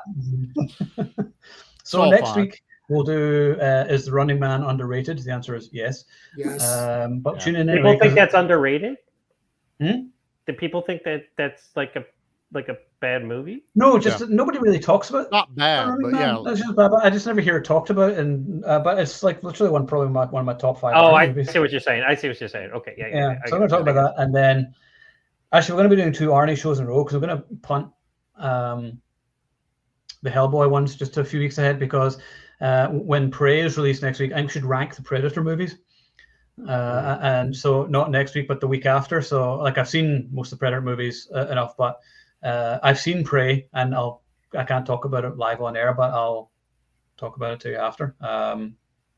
So you guys up for that, for ranking the Predator movies? Predator. I'm not going to go to the Alien movies. We'll leave them. We will mention the AVP movies. Let's do some Predator. Yeah. But I mean, I could rank them right now very easily, but so could I. Yeah. So, but yeah, the results may surprise you. Although tuned. we don't know where to put Prey right now. Owen does. I do. Yeah. Soon though. That's next week. Yeah, next week. Yeah. So we'll wait, know. Next Wednesday's Running Man, right? So next Wednesday's Running Man. Yes, it's just one movie next week, and then we'll know about Prey before we rank. So we will be able to rank Prey. Yeah, that's the idea, because I want to watch Prey, and then we can talk about that. So we'll discuss Prey, and then we'll rank it with the other movies and take it from there. As a plan. Cool. Yep. And does anybody else have anything Flash Gordon related they want to discuss? G-Man, any more stuff? I don't know anything. Right? It's like we could just keep discussing it, but like there's not really anything else to say. Alex Ross doing the cover. It's Alex Ross's favorite movie. He's a famous comic book artist. Oh, I know Alex Ross. I follow him on Instagram, I think. Yeah, I think it's his favorite movie. He likes it better than the trilogy that we should not be named. Yeah, well, we're an hour 22. Certainly company hasn't ruined Flash Gordon yet. That's true. They have not ruined it yet. See, but there's, they might. there's the kicker though. We want this to be redone. No, but it has to be done right. You know what I mean? You have to ask me. Exactly. Everything has to be run through J-Man. One here too. Get him to do Flash Gordon, and there we go. That's it. Yeah, they need to clear it with me. Unfortunately, they'll have to. Yeah, we'll have to require our approval, otherwise, sorry, it's just not going to work. Mm-hmm. So yeah. All right. So next week we're going to discuss the Running Man with Arnold Schwarzenegger. Yes. And which I don't think anybody's going to have a problem with because it's Arnie. So we'll see you all then. So does anybody have anything cool coming up in any of your shows? Just more movies coming up. What do I? I'm just trying to get caught up. Yeah. I'm behind. No. Yeah, we'll be streaming tomorrow. I'll be doing there was a CBR article, and I'll put that in quotes because CBR just posts shit and they pretend it's an article. Don't you hate when people? Don't you hate when people they share it like it's the gospel? Yeah, right. And they're wrong all the time. I don't like the next person who posts something that says John Berthau's coming back as a Punisher be like, look, this is clickbait. Do not click on this. Stop it. Right. Only thing confirmed is Charlie Cox. That's it. That's all we got. Right. And there's a new Elektra. They recast Elektra, but they recast Elektra. Oh, I liked her as well. The girl from Ambulance, the girl from Michael Bay's Ambulance, she's gonna be Elektra. Yeah. I mean, that's because she's getting I like popular. The Elektra they had. I don't see why they I don't even know why that was a thing to be recast. It wasn't like, what was she asking for $1 billion? Like, I don't know. Or why do we need her back? Right. There's plenty of other characters we can put in. Well, she's not in Born Again, if I remember correctly, anyways. No, which is I what don't they're doing. know. So I don't know why they need her any. But it's Disney. Elodie Young, isn't that her name? Elodie Young, the one who played her. Yeah. She's doing a TV show called The Cleaner right now, so she's probably in contract for that. I think that could be it. Okay, could be that. Or just not. Typhoid Mary. Yeah, that would be perfect. I'd do that. Yeah. I don't know. They don't have they have every character they could throw in, but it's either let's invent one or run this one into the ground. Exactly. Stop it. Yeah, no, what Owen said, the only thing we got coming up is next week. Blind Fury. Blind Fury. Nice doggy. Yeah, shit fuck. I had no idea how badly I needed to watch that movie last week, guys. It's genius. I watched that and then Flash Gordon. That's how good of a week it was. That's like a perfect week. Yeah. J-Man, what about the article? Sorry, I interrupted you with the Punisher. No, I was just gonna say it's about 90s comics, and it's the 10 tropes. Like every Thursday, Sean and I do a 90s comic book stream, and this tomorrow's stream is going to be about the 10 comic book tropes from the 90s that CBR thinks are glad that are gone. And like some of them are like, this still happens. This is happening right now. It's like, this never went away. This isn't from the 90s. It's like, if they ever got something right, it'd be the first time they got something right. That's they have to read comics to get it right, though. Right. Yeah. What are those? But yet they got millions of viewers or readers. I don't understand it. It's like, why? Well, they say stuff that they lie. It's that is if you want to be popular, you either show your tits and ass or you post clickbait shit. Or do both. Yeah. You don't want to see my stuff right now. I'm out of shape. Start writing it on my tits. But yeah, I can't tell you. And some of my friends on Facebook share posts or articles that are clickbait, and I tell them, I'm like, look, stop sharing this shit because you're pissing me off. Because unless it's on Variety or we Deadline, got this covered to just like make stuff it's up. Like it's like they're just making shit up. It's like, and I love how when they say exclusive. Oh, is it exclusive to Giant Freaking Robot? Oh, I'm so sorry. It's like I forgot. Yeah, you guys were the ones. Well, Giant Freaking Robot, they're the ones who mentioned about Con Air 2, and I was like, yeah, nobody else has mentioned that, so therefore it's not happening. It was taken out of context from an interview with the director going, if you could, because we are getting a Face-Off 2, and they were talking about a Rock 2. Well, they were talking to him about, what other properties would you do? It's like, would you ever do another Con Air? And he goes, well, yeah, if I ever got to do Con Air, we're going to space. That's literally the conversation they had, and they went, damn it, we're getting Con Air 2. We're in, it's in space. Yeah. It was just, and it's in space, damn it. And for the comic book stuff, I literally know because I listen to Rob Liefeld's podcast. I follow him and whatever. So do I. Yeah. And he responds to you all the time, and we talk. Like I've talked, like you guys. It's like he's super interactive. Anyways, so it's like literally he'll say something on a podcast, and he'll be like, "Oh, it'd be a shame if they did Deadpool 3 and they didn't have Deadpool team up with Hulk or something." And then the next day, I saw CBR posted, Rob Liefeld demands Hulk be in Deadpool 3. It's like, that's how insane it is. Yeah, I've literally followed. I never miss a post from Rob Liefeld. I never miss anything he's ever said or done, article-wise or YouTube-wise. I've never missed it. Like, when did he say this? What's CBR? Comic Book Resource. Oh. Comic Book Resource. Is there a comicbook.com? I get confused. Probably. I'm sure someone has that one. So basically, what you're saying is, for me to get famous and to make money doing this, I have to lie. Yes. Make shit up. Yes. John. I'm kidding. I know. Either Hollywood or DC, man. It doesn't matter. That's how you get famous around here. After the last few Flash Gordon bros, I don't want anyone to touch it. I don't think anyone. I'm that way too. I don't think anyone could capture what this one captured at the time. That was lightning in a bottle there. I think absolutely. Particularly now, where there's very few actual good movies released. So I would leave it in the past. I feel like that about a lot of things, where they keep doing these sequels to movies, 30 or 40 years after the last movie, and you're like, you know what? Just leave them. If they're a product of the time, just leave them so you don't ruin them. It's because they can't remember what it was about those movies that made them awesome. So instead, it's let's just make a sequel or let's reboot it, and that's how people are going to watch it anyway. No, you're missing what we want. We want the feeling back. We want to experience the same things we did when we watched Blind Fury. The Blind Fury is an insane, ridiculous movie, and it's fucking awesome. You can't do that anymore, guys. You don't know how to do it anymore. It's gone. The guys making movies now are those assholes who were in the back of film class snickering at everything you're seeing on the screen. Yeah. That is I'm better than this. Era. Yeah. Like, oh, I could do this way better, and everyone would love it, and it would actually be what it's supposed to be.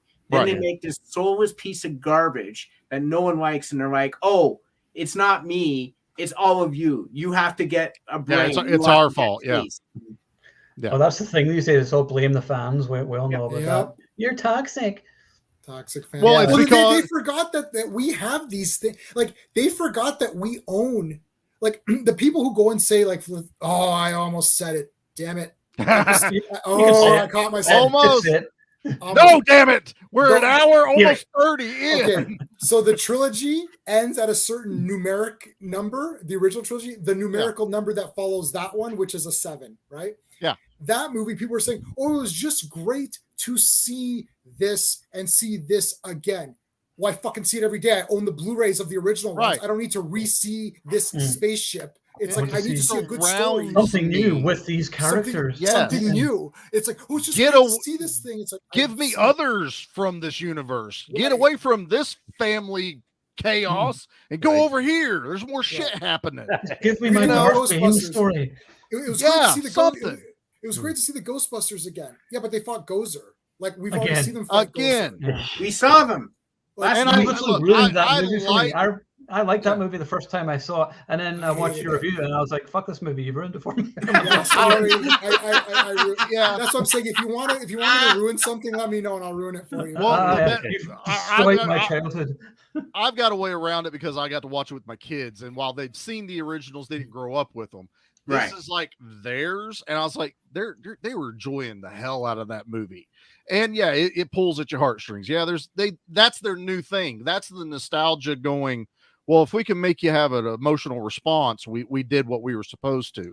The other bitch of all this is they do all their like promotions and stuff on fucking Twitter. They get people riled up over there. Yeah. Those assholes aren't buying tickets to your movies. Those people aren't even watching your movies. Yeah. So when you go, well, you guys didn't go watch it. No, you fucking told me not to. You said, if we can't support you, don't even watch our movie. I didn't. Now look, that's why it's shit. Yeah. Look at Top Gun, man. It's still going strong. It's still going, and it worked. It had the flavor of the original, but still made it like, I fucking love every second of this. There's no agenda. There's nothing preachy or anything to it. It's just like, you're here to be entertained. And Tom Cruise said, I want people to leave that film feeling inspired and, want to. I walked out going, that was a 10 of 10 movie to me. The way I walked out there, I loved it, period. I cannot wait for that to come on 4K. I'm there.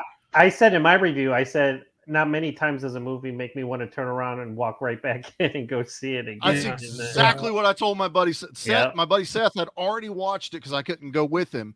He calls me up going, dude, I want to go watch it again. I'm like, you serious? He goes, yep. And he goes, I had so much fun watching you watch the movie. Because he goes, I would know what's coming up, and I got to see your face when it would happen.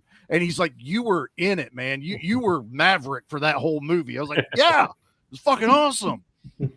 As soon as that, I don't want to spoil or anything, but there's certain segments of that movie where you're like, I know what's going to happen, and I'm fucking here for it.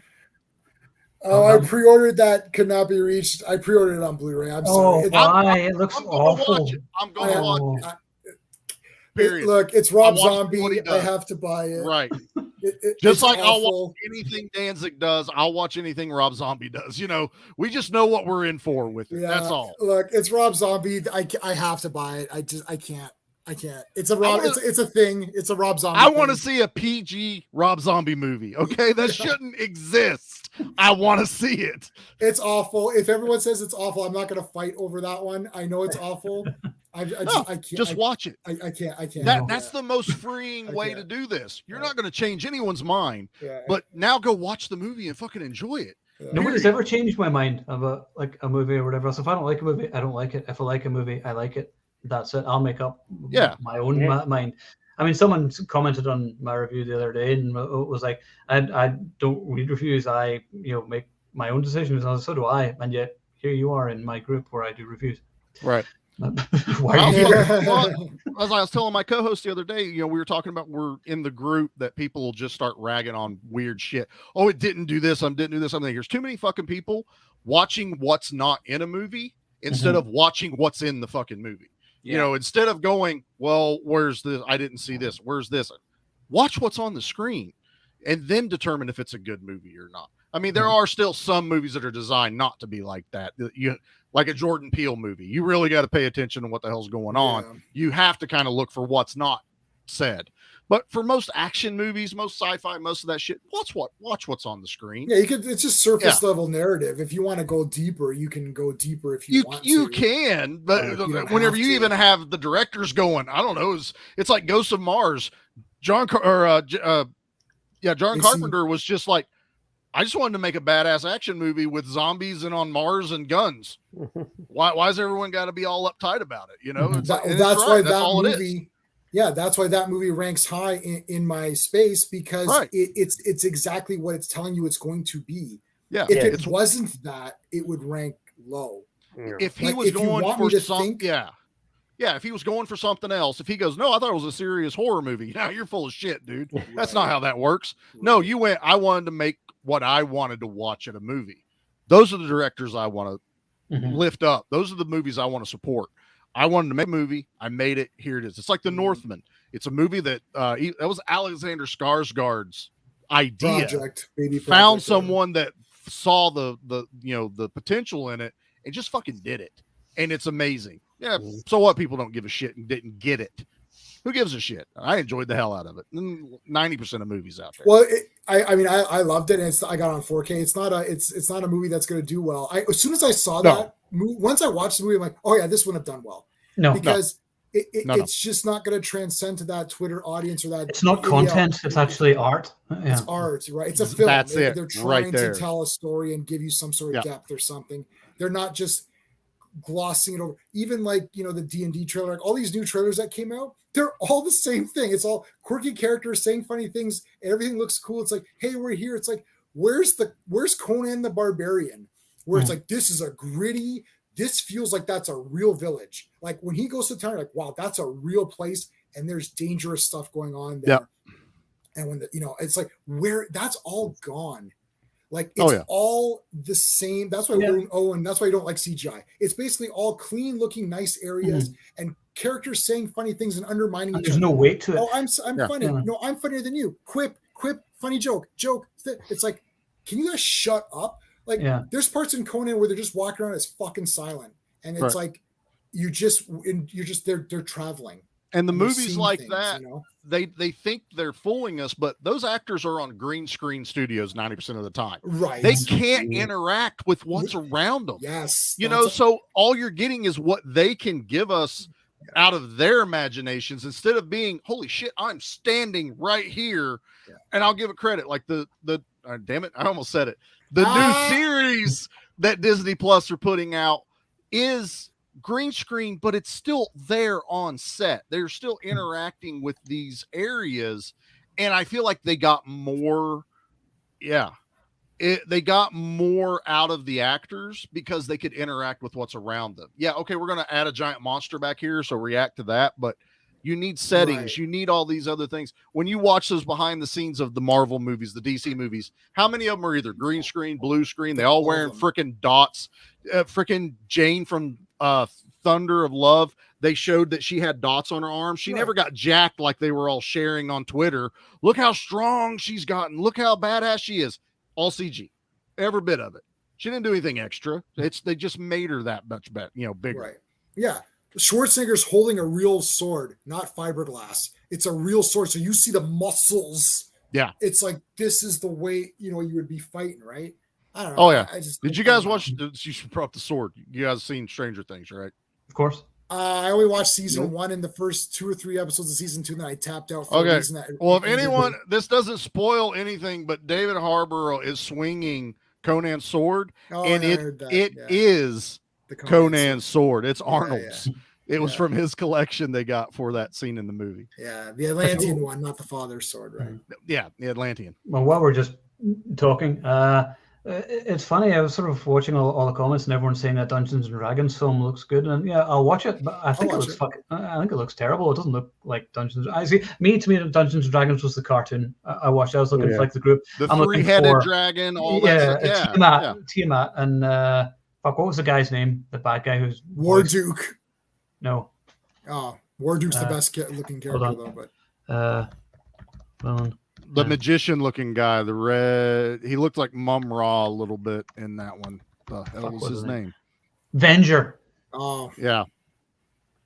Yeah, Venger. I was kind of waiting for that, and I was like Lord of the Rings takes itself seriously. Like even Harry Potter takes itself seriously. I was like, why is Dungeons and Dragons a joke? I was like, why can't you just take this? I like fancy to be serious, because if it's making jokes all the time, then you're never going to get properly put into that world. Because that's every role-playing streaming that's out there that's doing D&D. How funny is it? How absurd can we make these little campaigns? You know, how wild can we get? So now they automatically, if they don't do that movie like that, people are going to hate it. If they give us a realistic D&D movie, people are going to hate it like they did World of Warcraft. You know, they're going to be like, this is shit. When actually, there's actually some pretty good parts of that movie. I don't play the game, so I watched it as a movie.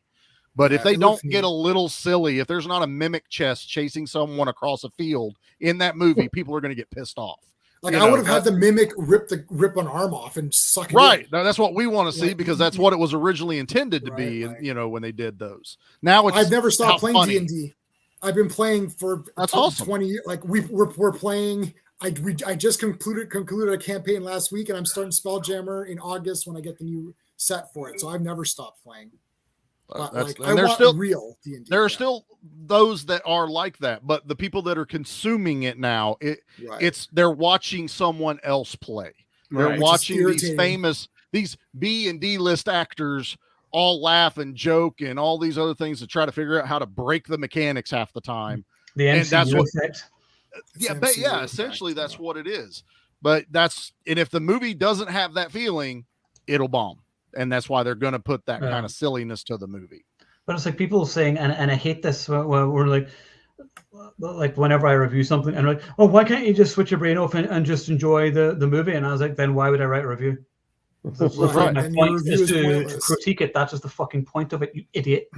Well, what makes us different than other animals? We have a brain, so that's what we're using. It's like, remember too, these movies are not student films. This is hundreds of millions of dollars and manpower. It's like, okay, you know what? F this movie, give $200 million to a homeless shelter, because what you've produced is not helping anyone. It's not entertaining it. You're either saving the planet in some way or entertaining people so that they don't go crazy. Those are the two things in life that matter. Either you're a doctor or you're a filmmaker. It's like, that's, or a music artist or whatever. Of John McClane, you're either part of the problem or part of the solution. Stop being part of the problem. Start being part of the fucking solution. That's it. I mean, they think they're part of the solution. It's like, no, you're wasting money. They're literally wasting. I'm watching Eternals. I'm like, you've wasted all this money. It's like, stop it. This is an offense to films. It's like, please put this money into something else. But yeah, turn your brain off. Okay, well, you spent $200 million for me to not think about this. Like I spent $200 million on the Gray Man. I was like, really? Where? Their salaries? That's the problem. The prog sequence, not on the screen. They went a problem. But that's it. 200 million means it's going to be a good movie. Now it's the budget determines if it's going to be good in their minds when they're doing it. When I can watch, we support tons of independent creators over on our channel. They're working with $50,000, sometimes not even that much, and they're putting out better quality content than you can get anywhere in $200 million that just gets pissed out. And they shot their movie in 14 days because they had to. Exactly. We only have this place for 14 days. Let's get it done. It's funny. Like, I'm going to get abuse for some of the reviews I'm going to be posting lately because I fucking love Lorenzo Lamas movies from like the 90s. For sure. Awesome. And I'm like, I watched one the other day called Blood for Blood, which is awesome. That's probably one of his best films. I was like, this movie's awesome. And I've given it a better review than the Grey Man. People go, you give this a better review. And I was like, well, yeah, I can see the action. It didn't cost $200 million. And it had Renegade in it. Come on, damn it. His beautiful hair, which I'm jealous And he had of. his long hair. It's just so dreamy. That's it. He took his shirt off. What else do you need? Lorenzo Lamas is slightly cheesed though, but he's great. Come on. Oh, yeah. I met him. I have his autograph. I met him a few years ago here in Toronto. He's awesome, man. He's awesome. I don't know if you guys remember, you fellow Torontonians, there was a sort of a comic show, type of a Comic-Con thing. It was only about 1 year, and it was actually where I got that John Carter book. And it was the worst run thing ever, because I go up to Lorenzo Lamas. There's like nobody around at all. So I was just talking to him for a minute, got his autograph, and chatting away and whatever. And it was so weird because hardly anybody was there. They didn't hype up. Nobody knew where it was. So I was walking around, just buying the stuff, and I was like, where is everybody? That happens a lot here in the States. That's getting kind of commonplace. They've all turned into autograph shows too, so it's not even the same. Yeah, that's what fan expos really become now. It's they all wanted to be the Comic-Con, which just happened, but they can't. And now it's just we need to make money, sell a bunch of autographs, and that's all it is. We still have Sean and I go all the time to actual toy shows or comic shows, and the toy shows are 80s toy shows, and there's Star Wars ones and Transformers ones, and there's one every month or every 2 months for sure. Like we've got one in October, Pure Comics. We have two coming up again. I just had 2 already, so they do it 4 times, and it's just comic books only. Yep. Like there's not even Funko Pops. It's only comic books. We got a lot of local ones down here like that. Yeah, those are the best ones. Yeah, we've got I help with a small one that's going to be at the beginning of September. And we got like Jake the Snake coming and Amanda Beers from Fright Night, but we also know what we can afford. We get a couple of good big headliners, some smaller, billing ones, and then it's artists, comics, vendors. Right. It's just a good mix of everything for a couple of days. Cool. Right, well, and this has turned into the longest one we've done. Yeah, I know. So what'd you do? You keep jinxing it every time. This is gonna be quick and short, boys. Here we go. Short. We're gonna be done by 8:30. It'll be great. But I know I was enjoying the chat. There was lots of stuff going on to talk about. So this just means we should do some BS episodes too, where we just shooting. I think I might just do one, and I want to do it, and I'm just gonna call it shooting the shit. There you go. And we just do this with a gun. And we just talk about like trailers or new movies or things like that.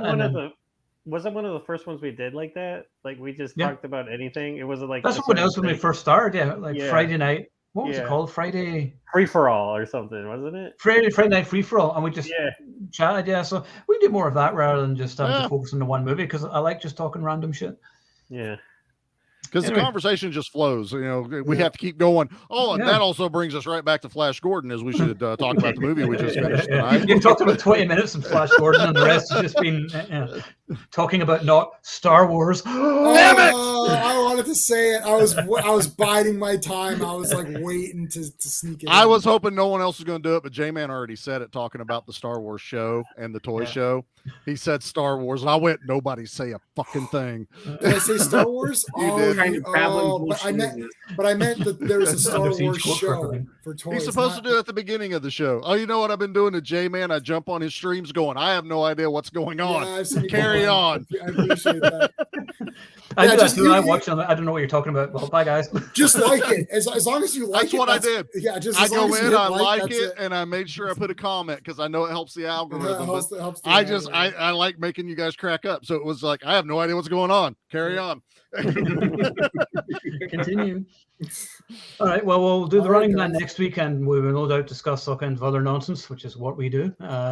So thanks for tuning in, everybody, and for your patience for watching us for this long, which is awesome. So if you are watching, remember, you are the Action Elite. Star Wars.